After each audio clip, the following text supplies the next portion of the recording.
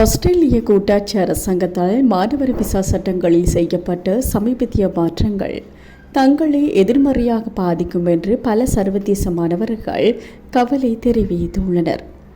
ஆஸ்திரேலியாவில் உயர்கல்வி பயிலும் ஏராளமான சர்வதேச மாணவர்களின் பங்கேற்புடன் நடத்தப்பட்ட சமீபத்திய கணக்கெடுப்பில் இது தெரிய வந்துள்ளது. வாழ்க்கை செலவு உயர்வு, வீட்டு வசதி பிரச்சினைகள், பாடநெறி கட்டணங்கள் அதிகரிப்பு போன்ற பல காரணிகளின் அடிப்படையில் இந்த கணக்கெடுப்பு நடத்தப்பட்டது. இந்த கணக்கெடுப்பு கடந்த ஆண்டு நவம்பர் மற்றும் டிசம்பர் மாதங்களில் கிட்டத்தட்ட 2300 மாணவர்களின் பங்கேற்புடன் நடத்தப்பட்டது. 2023ஆம் ஆண்டு நடத்தப்பட்ட கணக்கெடுப்புடன் ஒப்பிடும்போது இந்த முறை மாணவர்களின் எதிர்மறையான கருத்துக்கள் அதிகரித்திருப்பதும் குறிப்பிடத்தக்கது.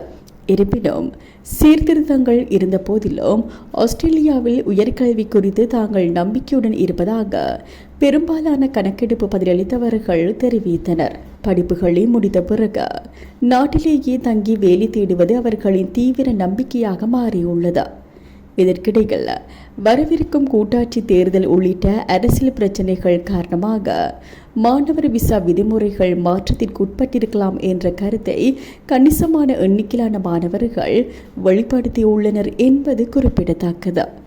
இந்த கணக்கெடுப்பின்படி ஆஸ்திரேலியாவில் தற்போது வசிக்கும் பெரும்பாலான மாணவர்கள் எதிர்கொள்ளும் முக்கிய பிரச்சனையாக நிதி அழுத்தம் மாறியுள்ளது.